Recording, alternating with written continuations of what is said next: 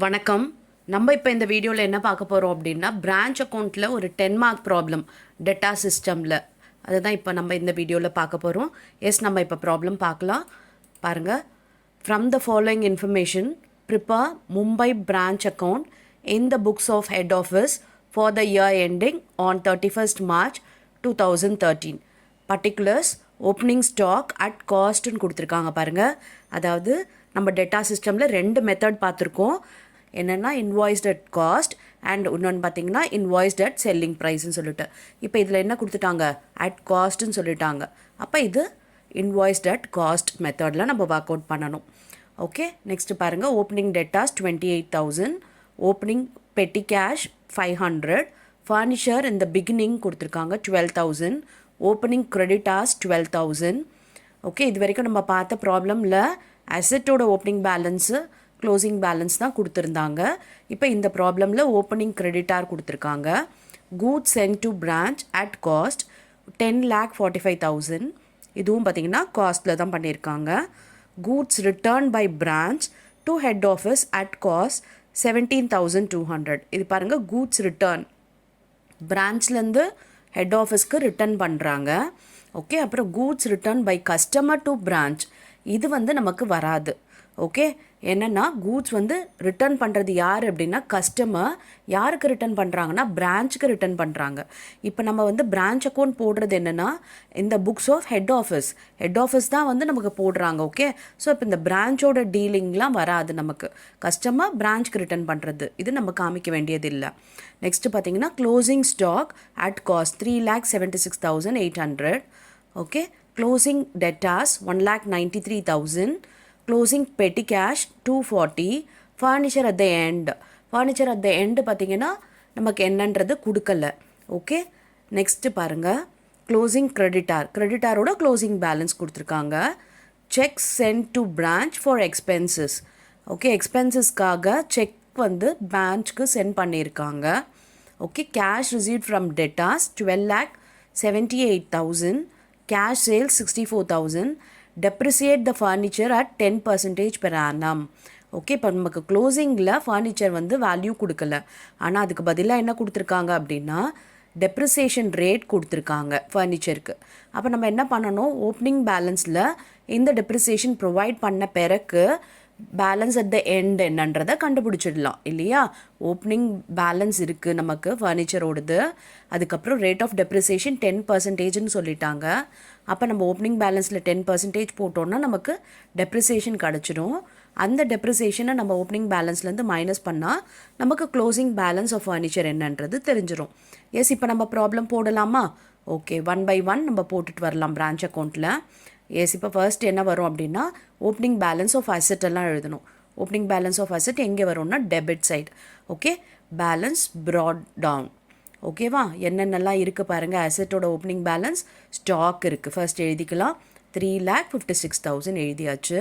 அதுக்கப்புறம் opening balance of debtors இருக்குது 28,000. இதுவும் நமக்கு இங்கே தான் வரும். 28,000 எழுதியாச்சு. ஓப்பனிங் பெட்டி கேஷ் இருக்குது 500. இதுவும் பார்த்திங்கன்னா நமக்கு இங்கே தான் வரும். பெட்டி கேஷ் 500. அண்ட் தென் ஃபர்னிச்சர் இருக்குது. ஃபர்னிச்சர் இந்த பிகினிங். இப்போ இது ஓப்பனிங் ஃபர்னிச்சர் இல்லையா? அப்போ 12,000 இதுவும் இங்கே தான் வரும். எழுதியாச்சு. ஓகே, இப்போ நம்ம ஓப்பனிங் பேலன்ஸ் ஆஃப் அசெட் எல்லாம் எழுதிட்டோம். இப்போ நெக்ஸ்ட்டு வேறு என்னென்னலாம் இந்த டெபிட்டில் வரும் அப்படின்றத பார்க்கலாம். ஓகே, இப்போ பாருங்கள். ஓப்பனிங் கிரெடிட்டாஸ் நமக்கு கிரெடிட்டில் எழுதுவோம். பிகாஸ் அசெட் தான் டெபிட் பேலன்ஸ். ஸோ அசெட்டோட ஓப்பனிங் பேலன்ஸை நம்ம டெபிட்டில் எழுதிட்டோம். கிரெடிட்டார்ன்றது லயபிலிட்டியோட பேலன்ஸ் எது அப்படின்னு பார்த்தீங்கன்னா credit balance.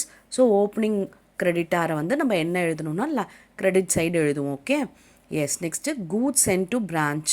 Okay, head office goods பிரான்ச்சுக்கு சென்ட் பண்ணுறாங்க. எவ்வளவு அப்படின்னா 10,45,000. இது நமக்கு டெபிட்டில் வரும். பாருங்கள், 10,45,000. அதுக்கப்புறம் goods returned by branch to head office இது நமக்கு வரும். ஆனால் கிரெடிட்டில் வரும். ஏன்னா பிரான்ச் ஹெட் ஆஃபீஸ்க்கு ரிட்டர்ன் பண்ணிடுறாங்க. Okay, goods return by customers to branch இது வரவே வராது பிரான்ச் அக்கௌண்ட்டில். ஏன்னா நம்ம ஹெட் ஆஃபீஸ் தான் அக்கௌண்ட்ஸ் ப்ரிப்பேர் பண்ணுறாங்க. இது கஸ்டமர்ஸ்க்கும் பிரான்ச்சுக்கும் உள்ள டீலிங். அதனால இது நமக்கு ஹெட் ஆஃபீஸ் புக்கில் வராது. அதுக்கப்புறம் க்ளோசிங் ஸ்டாக் இது நமக்கு கிரெடிட்டில் தான் வரும். அண்ட் க்ளோசிங் டெட்டாஸ் இதுவும் நமக்கு கிரெடிட்டில், க்ளோசிங் பெட்டி கேஷ் இதுவும் கிரெடிட்டில், ஃபர்னிச்சர் அட் த எண்ட் இதுவும் நமக்கு கிரெடிட்டில் தான். Closing creditor, yes closing creditor நமக்கு இங்கே தான் வரும். ஆனால் அதுக்கு முன்னாடி பாருங்கள், cheques sent to branch for expenses கொடுத்துருக்காங்க இல்லையா, அது நமக்கு டெபிட்டில் வரும். ஓகே, எக்ஸ்பென்சஸ் பிரான்ச்சோட எக்ஸ்பென்சஸ்க்காக ஹெட் ஆஃபீஸ் வந்து செக்ஸ் வந்து சென்ட் பண்ணியிருக்காங்க, அது 99,740, அது நம்ம டெபிட்டில் எழுதிடுவோம். ஓகே, இப்போ நெக்ஸ்ட்டு நம்ம என்ன எழுதலாம் அப்படின்னா closing balance of creditor. Okay, closing balance of creditor வந்து நமக்கு டெபிட்டில் வரும் and opening balance of creditor வந்து கிரெடிட்டில் எழுதுவோம். அப்போ இங்கே எழுதிக்கலாம் balance carry down creditor 12,000. Okay, yes. இப்போ நெக்ஸ்ட்டு கிரெடிட்டில் என்னென்னலாம் வரும்ன்றது ஒன் பை ஒன் எழுதலாம். ஃபஸ்ட்டு வந்து நம்ம ஓப்பனிங் பேலன்ஸ் ஆஃப் கிரெடிட்டார் எழுதிக்கலாம் 12,000, பாருங்கள் எழுதியாச்சு.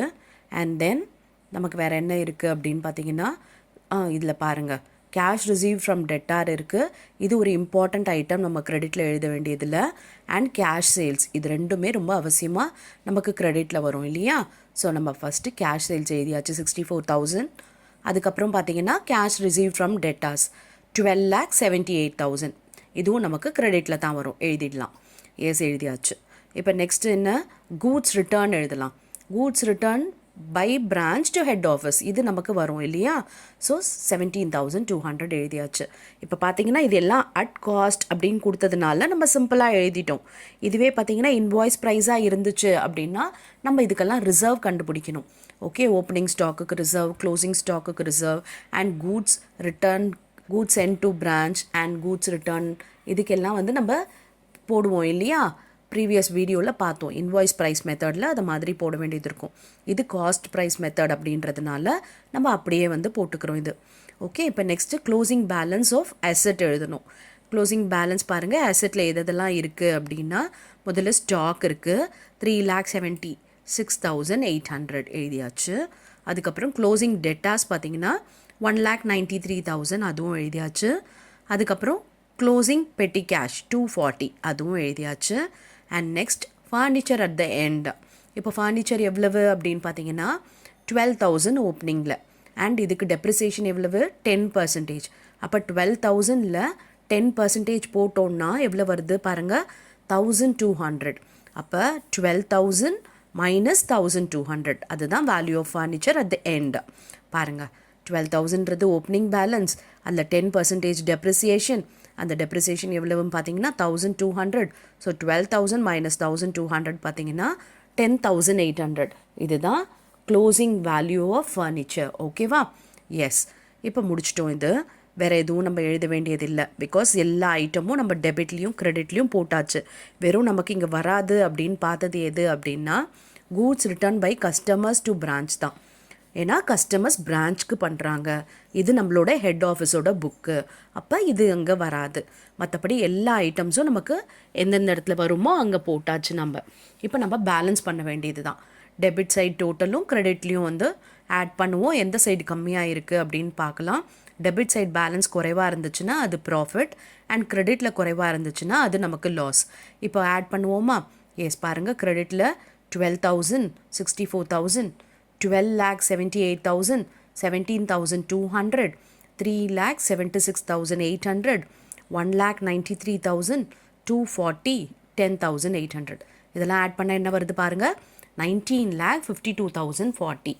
ஓகே, இப்போ இந்த 19,52,040ல் இந்த டெபிட்டில் இருக்க பேலன்ஸ் எல்லாத்தையும் ஆட் பண்ணி நம்ம மைனஸ் பண்ண போகிறோம். அதாவது 3,56,000 plus 28,000 plus 500 plus 12,000 plus 10,45,000 plus 99,740 plus 12,000. இது எல்லாத்தையும் ஆட் பண்ணி இந்த 19,52,040ல் சப்ராக்ட் பண்ணால் என்ன வருதுன்னு பார்க்கலாம். பாருங்கள், 3,98,800. இதுதான் நமக்கு ஜென்ரல் ப்ராஃபிட் அண்ட் லாஸ்க்கு நம்ம ட்ரான்ஸ்ஃபர் பண்ண வேண்டியது ப்ராஃபிட். ஓகேவா, டெபிட்டில் வந்ததுனால பேலன்ஸ் நம்ம ப்ராஃபிட்னு சொல்கிறோம், கிரெடிட்டில் வந்ததுன்னா இது லாஸ். எஸ், இப்போ ஈஸியாக வந்துச்சு இல்லையா அந்த பிரான்ச் அக்கௌண்ட். ஸோ நான் இதே மாதிரி மாடலில் உங்களுக்கு ப்ராக்டிஸ்க்காக ஒரு ப்ராப்ளம் கொடுத்துருக்கேன். சேம் மாடல் ப்ராப்ளம் தான், எக்ஸ்பிளைன் பண்ண வேண்டிய அவசியம் எதுவும் இல்லை. ஸோ இந்த ப்ராப்ளமை ஒர்க் அவுட் பண்ணுங்கள் அண்ட் கமெண்ட்டில் ஆன்சர் பண்ணுங்கள். I will check your answer. Thank you for your patient listening.